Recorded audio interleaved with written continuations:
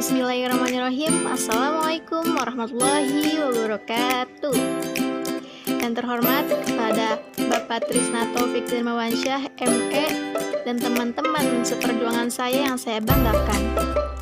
Baik, pertama-tama marilah kita panjatkan puji syukur kita kepada Allah Subhanahu wa taala karena telah memberikan rahmat kesehatan dan keselamatan sehingga kita dapat membuat channel YouTube ini untuk mempresentasikan materi. Kami dari kelompok 3 akan mempresentasikan penentuan kegiatan ekonomi, pandangan klasik, Keynes, dan pendekatan masa kini. Simak videonya teman-teman. Halo semuanya, sebelumnya izinkan kami memperkenalkan diri terlebih dahulu sebelum memasuki materi. Kami kelompok 3 beranggota 3 orang, yaitu saya sendiri Diela Kemala dengan NIM 2014-342 dan teman saya Saniatul Apiah dengan NIM 2014-356 dan teman saya yang terakhir Asnewati dengan NIM 2014-369. Baik, cukup, kita lanjut langsung ke materi pertama. Oke, di bab ini bertujuan untuk menunjukkan yang pertama, perbedaan pendapat di antara ahli-ahli ekonomi klasik, dan yang kedua, pendekatan modern mengenai faktor-faktor yang menentukan tingkat kegiatan ekonomi yang akan dicapai negara. Langsung saja kita masuk ke materinya. Pengangguran dalam tenaga kerja yang tersedia, menurut ahli-ahli ekonomi klasik, bukanlah keadaan yang selalu berlaku dalam perekonomian. Menurut mereka, pengangguran tenaga kerja merupakan keadaan yang berlaku secara sementara saja. Pandangan ini didasarkan kepada dua keyakinan yang berikut. 1. Fleksibilitas suku bunga dan tingkat harga akan menyebabkan keseimbangan di antara penawaran agregat dan permintaan agregat tercapai pada penerimaan tenaga kerja penuh. Dan yang kedua, fleksibilitas tingkat penuh upah mewujudkan keadaan di mana permintaan dan penawaran tenaga kerja mencapai keseimbangan pada pengguna kerja penuh. Oke, kita lanjut ke next selanjutnya. Walaupun di dalam zamannya, ahli-ahli ekonomi klasik selalu juga dijumpai pengangguran yang cukup serius di berbagai negara. Keyakinan tersebut masih tetap belum mengalami perubahan sehingga Johann Maynard Keynes mengemukakan kritik-kritik terhadap pandangan itu dalam bukunya The General of Employment, Interest dan Money.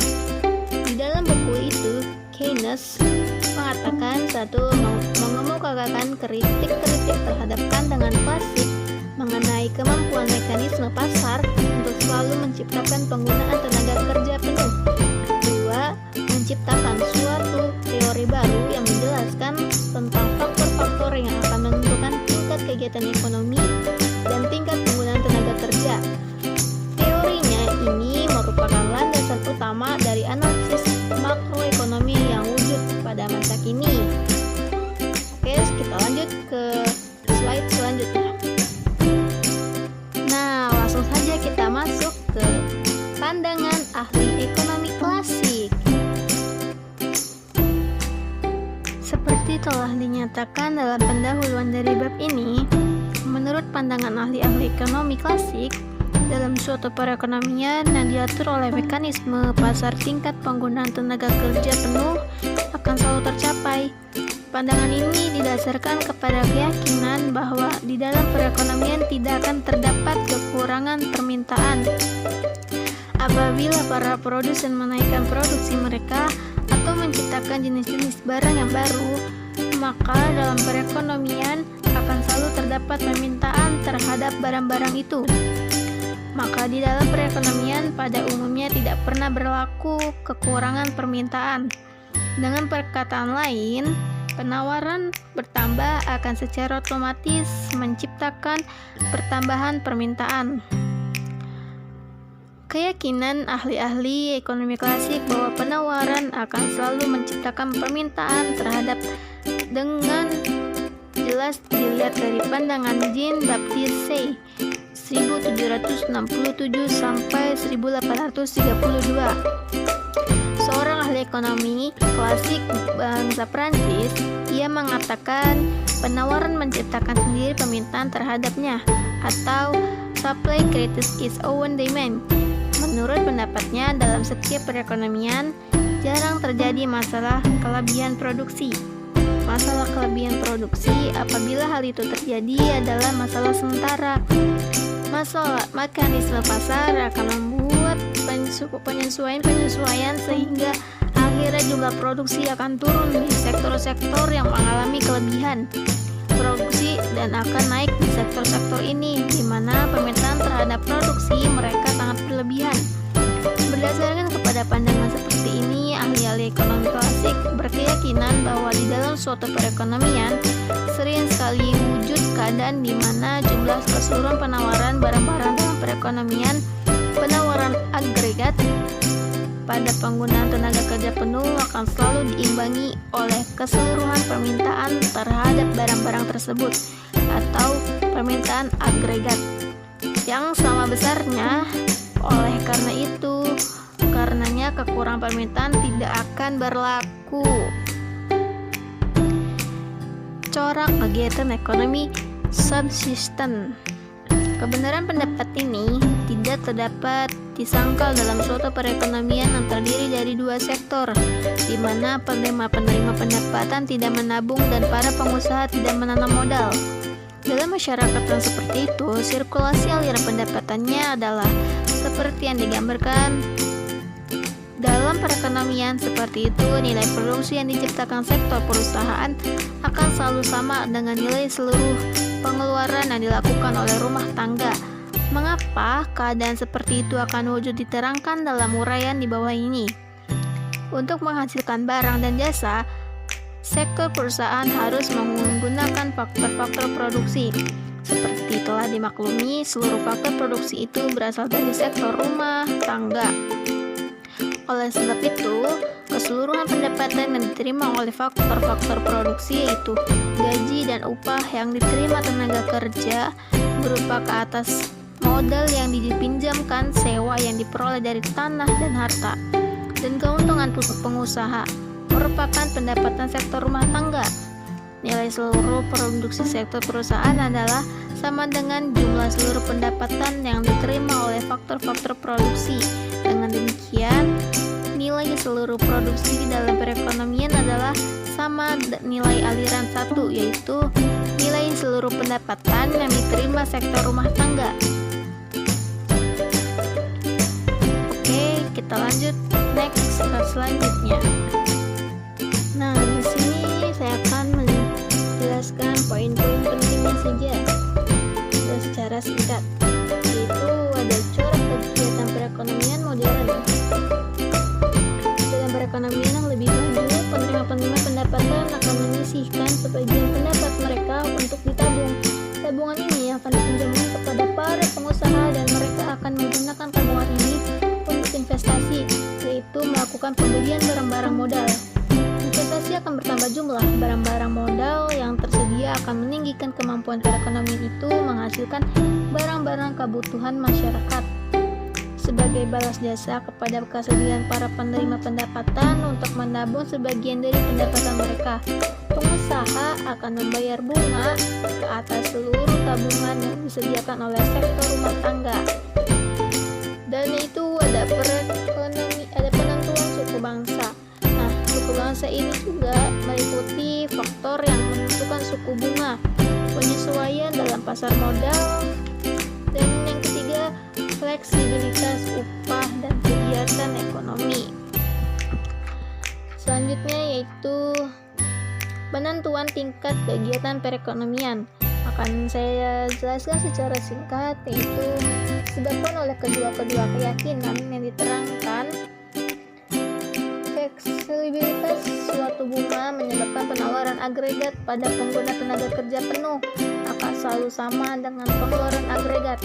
Dan yang kedua yaitu fleksibilitas tingkat upah akan menyebabkan keuntungan maksimum akan dicapai apabila semua tenaga kerja digunakan. maka ahli-ahli ekonomi klasik berpendapat perekonomian akan berperan pada kesanggupan yang paling maksimum, yaitu mencapai tingkat penggunaan tenaga kerja penuh. Kemampuan sektor perusahaan dalam menghasilkan barang dan jasa sangat tergantung kepada jumlah dan kualitas faktor-faktor produksi yang tersedia dalam perekonomian tersebut. Selanjutnya yaitu kelemahan pandangan klasik. Analisis yang dikemukakan oleh ahli-ahli ekonomi klasik tidak dapat memberikan penjelasan mengenai sebab-sebabnya pengangguran yang disebabkan oleh kekurangan permintaan agregat dapat terjadi. Keyakinan mereka bahwa di dalam perekonomian akan selalu terdapat permintaan yang cukup besar, sehingga akan selalu meminjamin terwujudnya tingkat penggunaan yang wujud dalam perekonomian. Mereka sama sekali tidak membuat analisis tentang faktor-faktor yang mengemukakan tingkat permintaan agregat yang dicapai dalam suatu perekonomian dan akibat dari perubahan-perubahan dalam permintaan agregat kepada satu, tingkat kegiatan ekonomi yang dicapai, dan juga penggunaan tenaga kerja. Ahli ekonomi klasik lebih mengemukakan perhatian kepada analisis mengenai masalah produksi, yaitu mereka terutama menerangkan tentang cara penggunaan faktor-faktor produksi yang terbatas tersebut dan efisien, dan berkata lain, teori klasik lebih menekankan kepada analisis di segi penawaran. Baik, mungkin selanjutnya yaitu kritis Keynes terhadap pandangan klasik akan dijelaskan oleh teman saya. Kritik Keynes terhadap pandangan klasik. Pertama, pandangan Keynes mengenai tingkat tabungan dan investasi. Kedua, perbandingan pandangan klasik dan Keynes mengenai faktor utama yang menentukan tabungan. Ketiga, pandangan Keynes mengenai penentu-penentu suku bunga. Ketiga, pandangan Keynes mengenai penentu tingkat upah. Penentu tabungan dan investasi. Penentu tabungan menurut Keynes, besarnya tabungan yang dilakukan oleh rumah tangga bukan tergantung kepada tinggi rendahnya suku bunga, terutama tergantung kepada besar kecilnya tingkat pendapatan rumah tangga itu. Maka besar jumlah pendapatan yang diterima oleh satu rumah tangga, maka besar pula jumlah tabungan yang akan dilakukan olehnya. Apabila jumlah pendapatan rumah tangga itu tidak mengalami kenaikan atau penurunan, perubahan yang cukup besar dalam suatu bunga tidak akan menimbulkan pengaruh yang berarti ke dalam jumlah tabungan yang dilakukan oleh rumah tangga itu. Ini berarti, menurut pendapat Keynes, jumlah pendapatan yang diterima rumah tangga dan bukan suku bunga yang menjadi fokus utama dari jumlah tabungan yang akan dilakukan oleh rumah tangga itu. Penentu investasi. Di samping itu, Keynes tidak yakin bahwa jumlah investasi yang dilakukan para pengusaha sepenuhnya ditemukan oleh suku bunga.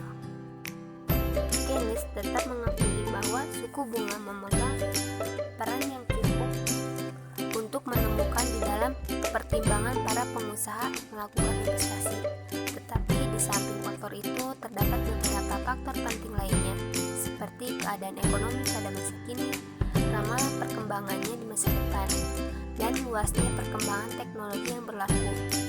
Apabila tingkat kegiatan ekonomi pada masa kini adalah menggalakkan di masa depan, dengan diramalkannya perekonomian akan tumbuh dengan cepat, maka walaupun suku bunga adalah tinggi, para pengusaha akan melakukan banyak investasi. Sebaliknya, walaupun suku bunga rendah, investasi tidak akan banyak dilakukan apabila barang-barang modalnya terdapat dalam perekonomian digunakan pada tingkat yang jauh lebih rendah dari kemampuan yang maksimal.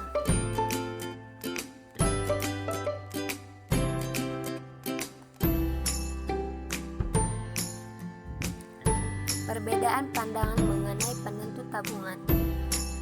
Di samping pandangan klasik seperti telah diterangkan, menurut ahli-ahli ekonomi klasik, jumlah tabungan ditentukan oleh suku bunga. Oleh karena perekonomian selalu mencapai penggunaan tenaga kerja penuh. Jumlah tabungan yang diwujudkan adalah jumlah tabungan pada ketika perekonomian mencapai tingkat penggunaan tenaga kerja penuh. Pandangan Keynes di samping grafik B menerangkan pandangan Keynes mengenai penentuan tabungan masyarakat. Kurva S adalah fungsi tabungan, yaitu suatu garis yang menggambarkan hubungan di antara jumlah tabungan dan pendapatan nasional. Kurva S bermula dari nilai tabungan negatif dan S bentuknya menaik dari kiri bawah kanan atas. Penentu suku bunga pandangan Keynes. Keynes juga mengkritik pandangan klasik mengenai penentuan suku bunga. Dalam teori keuangan modern yang dikembangkan oleh Keynes, suku bunga ditentukan oleh permintaan penawaran uang bank sentral dan sistem perbankan dalam institusi yang akan menentukan besarnya penawaran uang pada suatu tertentu. Sedangkan permintaan yang ditentukan oleh keinginan masyarakat untuk memegang uang, bagaimana kedua faktor tersebut, penawaran dan permintaan uang akan menentukan suatu suku bunga. Hal ini diterangkan dengan menggunakan gambar di bawah.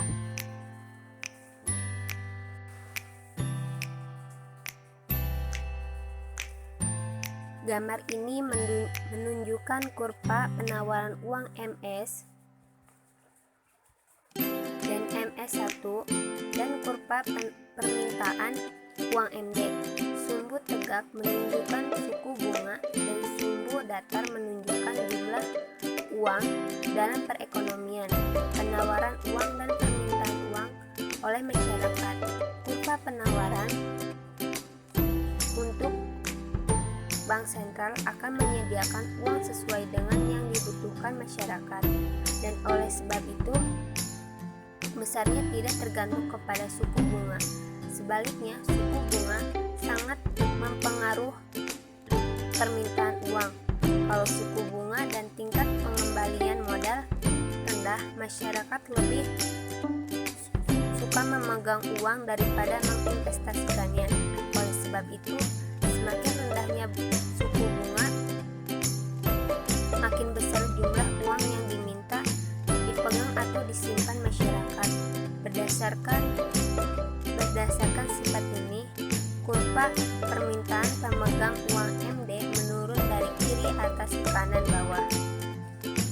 Sedangkan menurut Keynes, keseimbangan di antara permintaan dan penawaran uang, yaitu MD sama dengan MS, akan menentukan suku bunga.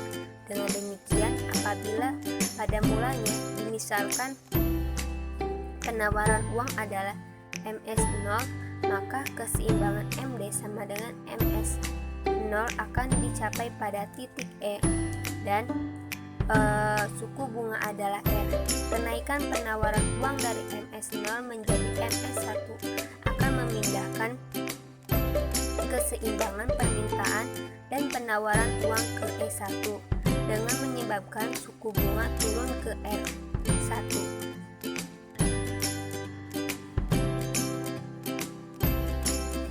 Tingkat upah dan kegiatan ekonomi. Seperti telah diterangkan di dalam analisis klasik, diyakini bahwa tingkat upah dapat mengalami perubahan-perubahan, dan ini merupakan faktor lain yang akan menjamin tercapainya tingkat penggunaan tenaga penuh. Keynes juga mengkritik pendapat ini dan selanjutnya menunjukkan bahwa dari sudut kenyataan yang terdapat dalam masyarakat dan dari sudut teori, pendapat itu tidak benar. Kalau dibandingkan pendapat ahli-ahli ekonomi klasik itu dengan kenyataan yang sebenarnya, wujud dalam suatu perekonomian modern akan dapat dilihat bahwa tingkat upah tidak mudah mengalami penurunan, sebab pengangguran menjadi lebih sungkar untuk dihapuskan. Dalam perekonomian modern terdapat persatuan-persatuan pekerja yang mempertahankan dan memperjuangkan perbaikan nasib para pekerja. Usaha ini termasuk menjaga agar para pekerja diberi upah yang wajar. Persatuan Pekerja akan selalu menentang setiap usaha untuk menurunkan tiap upah yang dibayarkan kepada pekerja. Kekuasaan ini menyebabkan tingkat upah tidak mudah untuk diturunkan. Selanjutnya, penentuan kegiatan ekonomi pandangan Keynes. Bagian ini adalah menerangkan pokok pandangan Keynes mengenai penentuan tingkat kegiatan suatu perekonomian. Hal-hal yang akan diterangkan dalam bagian ini adalah: pertama, peranan pembelanjaan agregat dalam menentukan kegiatan ekonomi. Dua, komponen utama dari pembelanjaan agregat. Tiga, contoh angka dari gambaran secara grafik mengenai penentuan kegiatan suatu perekonomian. Peranan permintaan agregat dalam kegiatan ekonomi. Analisis Keynes menunjukkan tentang pentingnya peranan dari pengeluaran agregat ke dalam jumlah barang dan jasa yang akan diproduksi oleh sektor perusahaan di dalam penentuan tingkat kegiatan ekonomi. Ini berarti analisis Keynes lebih banyak memperhatikan aspek permintaan, yaitu menganalisis mengenai peranan dari permintaan berbagai golongan masyarakat di dalam menentukan tingkat kegiatan ekonomi yang akan dicapai oleh suatu perekonomian. Pada hakikatnya, analisis itu berpendapat bahwa tingkat kegiatan ekonomi negara ditentukan oleh besarnya permintaan efektif, yaitu permintaan yang disertai oleh kemampuan untuk membayar barang dan jasa diminta tersebut. Yang wujud dalam perekonomian bertambah besar, permintaan efektif yang wujud dalam perekonomian bertambah besar pula tingkat produksi yang akan dicapai oleh sektor perusahaan. Keadaan ini dengan perekonomian bertambah besar pula tingkat produksi yang dicapai oleh sektor perusahaan. Keadaan ini dengan sendirinya akan menyebabkan pertambahan dalam tingkat kegiatan ekonomi, pertambahan penggunaan tenaga kerja, dan pertambahan penggunaan faktor-faktor produksi.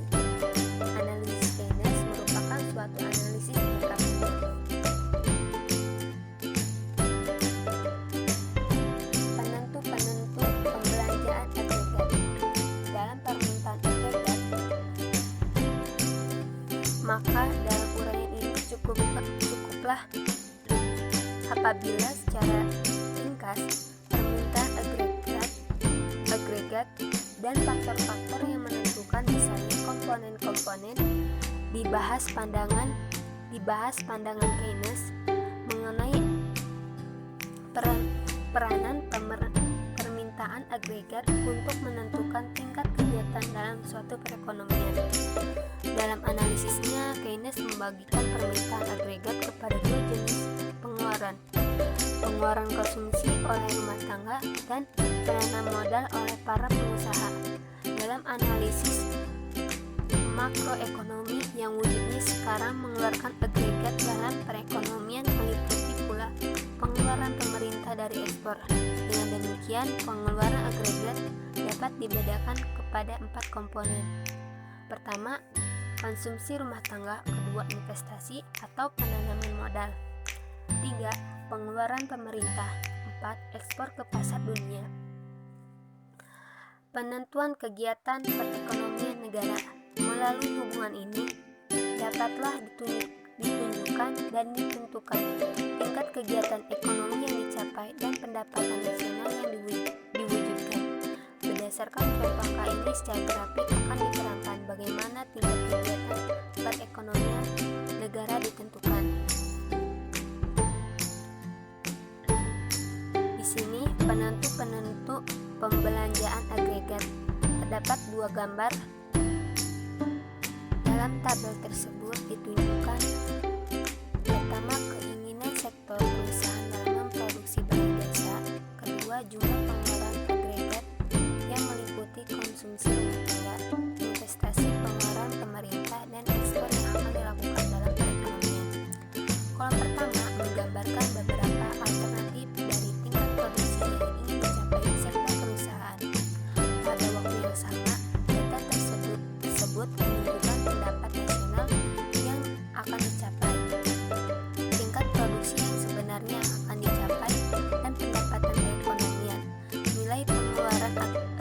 agregat yang akan dicapai pada beberapa tingkat produksi nasional akan diwujudkan, tergantung kepada pengeluaran agregat yang dilakukan dalam nasional.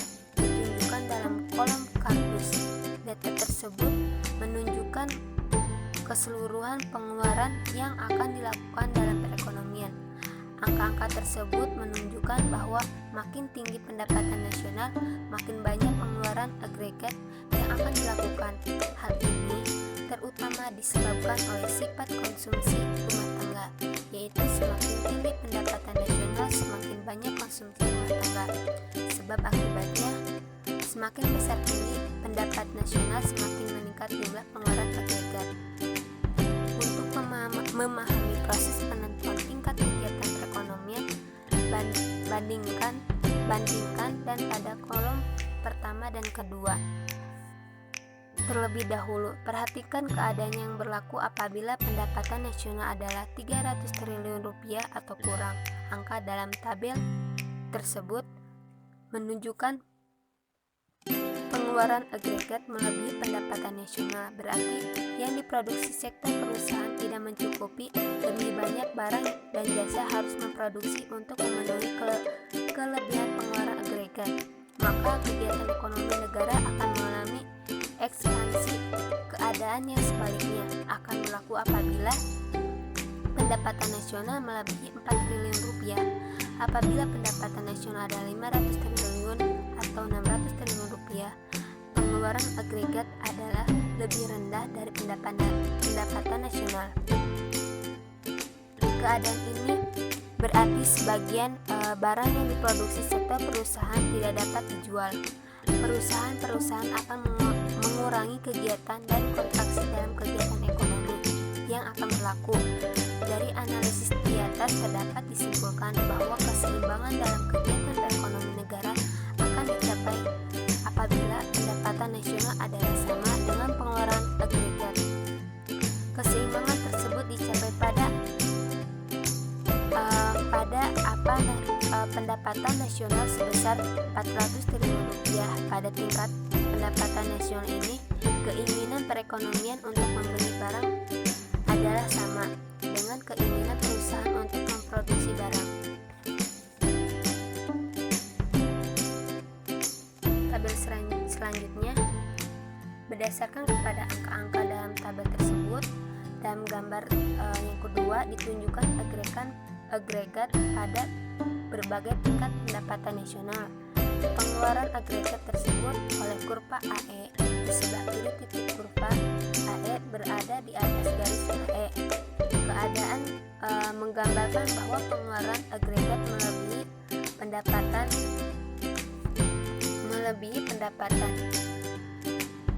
Apabila pendapatan nasional 200 triliun rupiah, akan terdapat kelebihan pengeluaran agregat sebanyak AB atau 50 triliun yang berada di gambar pertama. Pengeluaran agregat yang melebihi pendapatan nasional akan menimbulkan ekspansi dalam kegiatan keseluruhan perekonomian. Ekspansi akan menaikkan pendapatan nasional dan kesepakatan kerja. Di sebelah kanan kiri kurva AE berada di bawah garis YAE, berarti pengeluaran agregat kurang dari pendapatan nasional. Sebagai contoh, pendapatan nasional sebagai 600 triliun rupiah. Kekurangan pengeluaran agregat adalah CD atau 500 triliun. Keadaan ini berarti stok barang dalam perusahaan terlalu tinggi, dan sebagai akibatnya kontraksi dalam kegiatan ekonomi akan berlaku. Pendapatan nasional menurun, pengangguran bertambah, perekonomian negara mencapai keseimbangan apabila pengeluaran agregat sama dengan pendapatan nasional, dan keadaan ini dicapai di titik. Baiklah, selanjutnya pendekatan terkini dalam penentuan kegiatan perekonomian. Semenjak diterbitkannya buku Keynes The General Theory pada tahun 1936, berlaku dua perubahan penting yang sangat mempengaruhi perkembangan analisis makroekonomi. Perubahan yang pertama berlaku dalam ciri ciri kegiatan ekonomi di negara-negara maju. Sedangkan perubahan kedua berlaku dalam analisis ekonomi yang berkembang semenjak zamannya Keynes. Analisis yang berhubungan dengan kegiatan keseluruhan ekonomi selalu dikaitkan dengan kenyataan dan perkembangan yang wujud dalam masyarakat. Perubahan ciri kegiatan ekonomi di negara maju semenjak akhir Perang Dunia Kedua sangat mempengaruhi perkembangan analisis makroekonomi semenjak periode tersebut. Untuk memahami bagaimana keadaan makroekonomian di negara maju mempengaruhi perkembangan analisis makroekonomi, uraian dalam bagian ini akan membahas 4 hal berikut. Yang pertama, perkembangan ekonomi di negara maju, di mana dalam bagian pertama, abad yang lalu di negara-negara maju, terutama negara-negara di Eropa dan Amerika Serikat, berlaku kekacauan sosial, politik, dan ekonomi yang sangat mempengaruhi taraf kemakmuran masyarakat. Perang Dunia Pertama, pengambil alihan pemerintahan di Rusia oleh kaum komunis dan dampak The Great Depression yang bermula di Amerika Serikat menyebabkan pertumbuhan ekonomi yang tumbuh tidak dapat diwujudkan dan tingkat pengangguran yang dihadapi sangat serius. Ini merupakan gambaran baru dalam perkembangan ekonomi di negara maju. Pada akhir masa tersebut, walaupun Inggris dan Amerika Serikat telah dapat menghancurkan Jerman dan Jepang, tetapi perekonomiannya belumlah pada tingkat kemakmuran yang diharapkan. Sedangkan negara-negara yang secara langsung terjerumus dalam peperangan, Jepang dan negara-negara Eropa, mengalami kehancuran dari segi fasilitas fisik, kegiatan memproduksi, pengangguran menjadi sangat serius dan tingkat kemakmuran merosot. Akan tetapi, dilatar belakangi oleh kehancuran ekonomi tersebut, pertumbuhan ekonomi yang berlaku di negara-negara maju sesudah akhir Perang Dunia Kedua adalah jauh lebih pesat dari dalam periode sebelum itu. Pertumbuhan ekonomi yang menjadi semakin pesat di Inggris dan Amerika Serikat sebagai akibat keperluan memproduksi alat-alat perang pada waktu Perang Dunia Kedua dapat terus dipertahankan sesudah masa perang. Tingkat pertumbuhan ekonomi yang tinggi yang bersumber dari kegiatan menghasilkan barang untuk konsumen dapat berlangsung secara berkepanjangan dan mampu mengatasi masalah pengangguran.